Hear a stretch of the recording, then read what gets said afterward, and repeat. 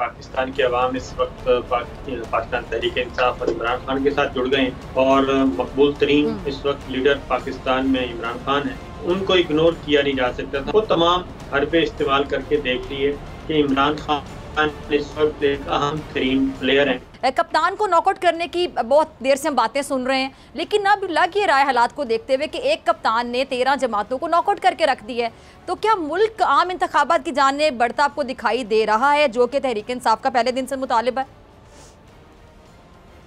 देखिए, इसमें तो कोई शुबा नहीं है। उसकी वजह यह है कि पाकिस्तान के अवाम इस वक्त पाकिस्तान तहरीक इंसाफ और इमरान खान के साथ जुड़ गए हैं और मकबूल तरीन इस वक्त लीडर पाकिस्तान में इमरान खान है। उनको इग्नोर किया नहीं जा सकता था। अगर कोई सोच रहा था कि उनको -1 कर दिया जाएगा, इंसदाद दहशतगर्दी के मुकदमे में उनको फंसा दिया जाएगा, तौहीन अदालत में उनको फारिग कर दिया जाएगा, उनको डिस्क्वालीफाई कर दिया जाएगा, फिर तोशाखाना, फिर इलेक्शन कमीशन, वो तमाम हरबे इस्तेमाल करके देख लिए। लेकिन अब जो एक्चुअल ग्राउंड रियलिटी है, ज़मीनी हक़ाइक़, वो यही है कि इमरान खान इस वक्त एक अहम तरीन प्लेयर है। अगर आपको ये वीडियो पसंद आई तो लाइक पे क्लिक करें। पाकिस्तानी सियासत के और रियासत पाकिस्तान के, और उनको इग्नोर किए बगैर एक इस्तेहकाम नहीं आ सकता कम अज़ कम।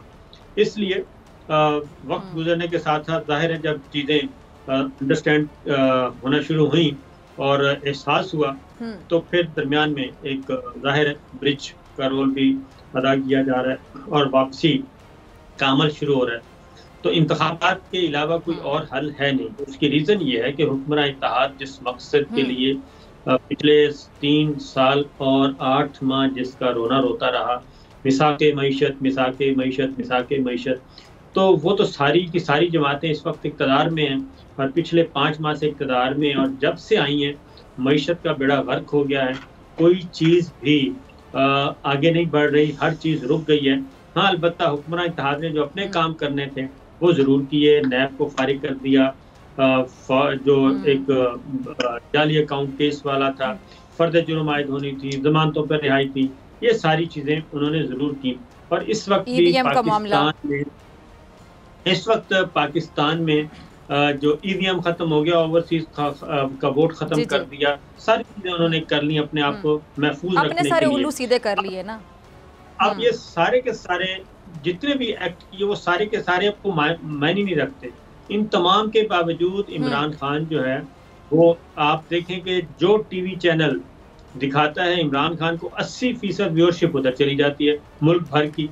वो ARY ने दिखाया, वो गोल ने दिखाया, और जो भी टीवी दिखाता है व्यूअरशिप उधर चली जाती है। कोई और आवाज़ सुनना नहीं चाहते। ये एक असल ज़मीनी हक़ाइक़ थे जिसकी बुनियाद पे अब ज़रा थोड़ा सा एहसास हुआ है। अब मेरा अपना ख्याल है, और डॉक्टर अलवी जो प्रेसिडेंट हमारे हैं वो भी बता चुके हैं कि अब एहसास हो चुका है, अब मामलात को समेटने की कोशिश की जा रही है।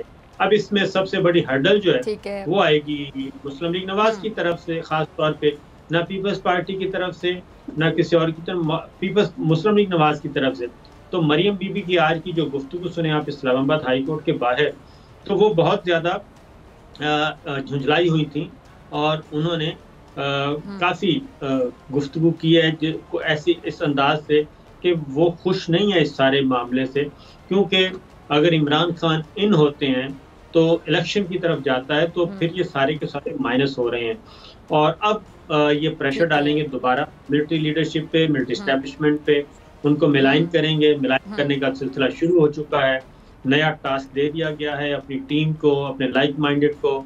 तो अब दोबारा लड़ाई शुरू होने वाली है टुवर्ड्स मुस्लिम लीग नवाज और मिलिट्री लीडरशिप। इसमें कैसे निकलना है ये आने वाला वक्त बताएगा। बोल किसी के भी दबाव में आकर अपने फैमिली मेंबर्स को अलहदा नहीं करेगा। बोल हमेशा आवाम की आवाज बनता रहेगा और आवाम के मसाइल दिखाता रहेगा। बोल की आवाम से खुसूसी दुआओं और साथ देने की अपील। सबसे ज्यादा व्यूज, सबसे ज्यादा रील्स और सबसे ज्यादा रेटिंग के साथ बोल अब भी नंबर 1 पोजीशन पर बरकरार। सब्सक्राइब करें और बेल दबाएं ताकि कोई खबर रह न जाए।